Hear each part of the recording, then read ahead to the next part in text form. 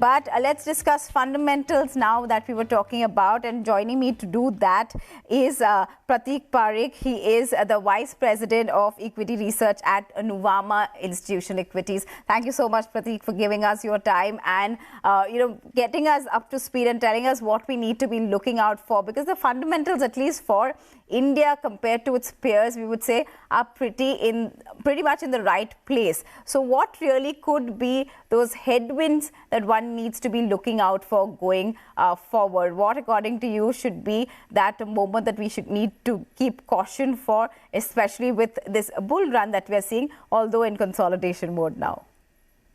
Hi, Stacey. Thanks for having me over. So I think clearly India, no two ways that it stands out from the global peers. I mean, India had a very painful 2010s where it spent most of the time cleaning up balance sheets of both banks as well as corporates. And the whole tide has turned completely, post-COVID. Today, if you look at it from a debt to GDP perspective, Indian corporates are best placed in the world.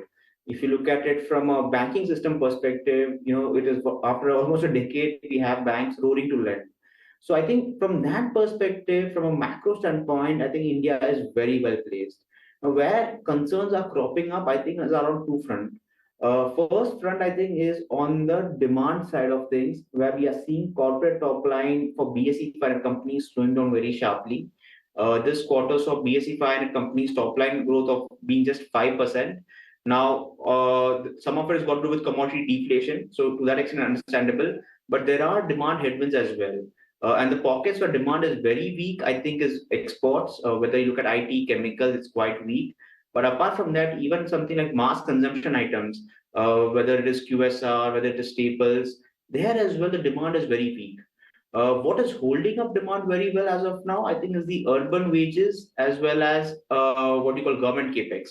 This shows up in the high-end consumption or high-end real estate sales doing very well, and also shows up in government capex reflecting the order book of initial companies. But going ahead, our worry is that there's a reasonably good chance that the urban wages, which are holding strong, could moderate because the corporate this quarter had very large tailwinds from the lower input prices. Those tailwinds are now largely behind. And if that is so, either they'll have to sacrifice margins or they'll have to cut down wages. We think it'll be the latter, and to that extent, there's a risk that the downturn could broaden. So if that happens, then I think clearly earnings and these valuations could be put to test. Apart from that, the second big risk I think is the domestic banking liquidity, which has now turned neutral. If this plunges into a deficit, then clearly market valuations are going to get compromised. And also the rising global cost of capital, where you're having US 10-year yield hitting at 16-year high, it's not a very comforting backdrop from that perspective per se.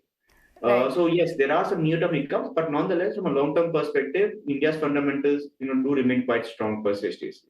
Right. Prateek, also do tell us a little bit about the report that you all have put out. Yes, we are the fag end of that earnings season, and pretty much your report suggests that we've seen revenues really slow down, but margins are the one that have come to the rescue. Although a couple of large cap names didn't really see that margin change for them. If we talk about SBI and the banking pack, or even a couple of auto names. So tell us a little bit more of what this research is really telling us.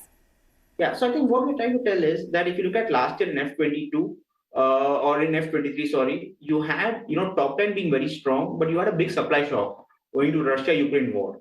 As a result, globally commodity prices went up, not owing to demand boost, but rather supply constraints of sorts per se.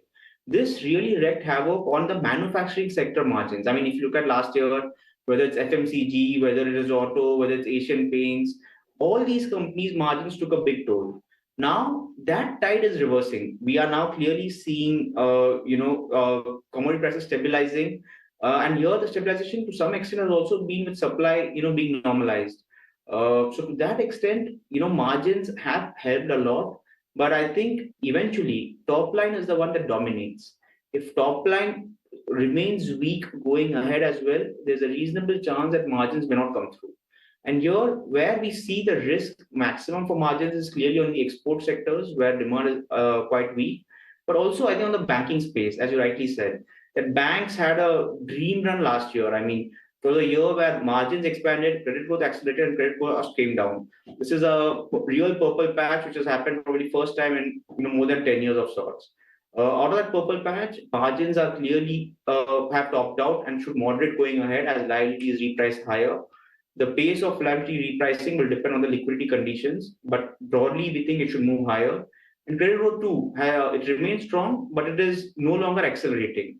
So I think that is another space where we are quite cautious on the banking standpoint, because we think earnings can turn decisively on the other side as we move ahead in the year per se. Right. So Nifty earnings pretty much stable for this quarter, and we'll have to look out for what we get to see. But before I let you go, let me ask you a couple of sectors and stocks that one should be keeping out in their radar, and how they should be playing this consolidation mode that we are in. How is one supposed to be navigating it, and what would be your strategies and picks at this point? So I'll restrict my commentary to many sectors. I think if you look at from a sector standpoint, the current backdrop is one of uncertainty. I mean, today with markets running up so sharply, it doesn't feel that way. But I think we need to be even more cautious given the very one-sided rally that we have seen in markets. In such a backdrop, I'm more comfortable, having sectors with defensive positioning. We think sectors which are cash-rich in nature, which will benefit from falling input prices, and where demand is relatively less discretionary, is the one where one should be overweight on. So in our model portfolio, we are overweight on domestic autos, we are overweight on cement, telecom, and even internet, where we think the margin profile is headed for the better of sorts per se. Apart from that, we are also overweight IT, despite the global gloom and doom. And the simple reason for our overweight on IT is that we think the stocks are quite attractive from a relative valuation perspective. And given the high dividend yield, clearly a downside or there is a floor that is there. And that's why, some of those stocks are also worth looking at of sorts per se. But nonetheless, these are stocks that one should look at. Where we are cautious on, I think, are cyclicals. Clearly, global cyclicals like metals and chemicals, are still not yet reached a buy zone. And apart from that, I think in industrials and banks as well, especially industrials, valuations are way too high. And today we are at almost close to decadal high margins and very strong order book. Any small swing on either of them can lead to derating in some of these stocks per se, Stacey. Right. Prateek, also give us your perspective. We are seeing a couple of downgrades and, revisions coming in for bank, especially when you talk about in the US. We just heard of, overnight S&P also going ahead and giving that warning to big banks and also cutting and revising their ratings for smaller. Do you see that kind of, some kind of impact that could also flow, or a dominoes kind of effect having coming here into India as well? Yeah.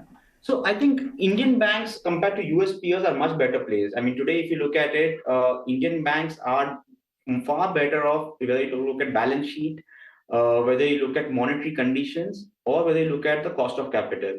I mean, in US, 10-year bond yield has moved from 1%, a year back to 4.5% now. That's a very steep rise. In India, bond yields have moved from 6 to 7 quarter of sorts per se. So the quantum of rise is much lesser. Second, Indian banks are, balance sheet wise, are far better off. So the rub-off effect, which typically happens when you have US banks taking a hit on coming onto India, I think that is delayed.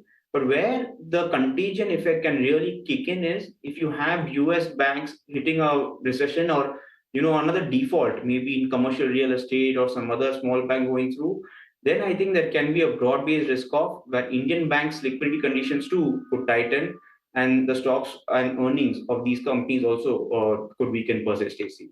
Right. But compared to the past, we definitely have a lot more shock absorbers, is what I would say. Right. So that contagion, probably not seeing that immediately, but one could be cautious in general. Cyclical stocks is what Prateek is saying to be more cautious about at this point in time. Well, thanks so much, Prateek Parekh, there for giving us those ideas, giving us insights into the report that Nuvama has put out as well. Thanks so much for joining us this morning. Well, with that, it is a wrap and goodbye from the entire team that puts this show together.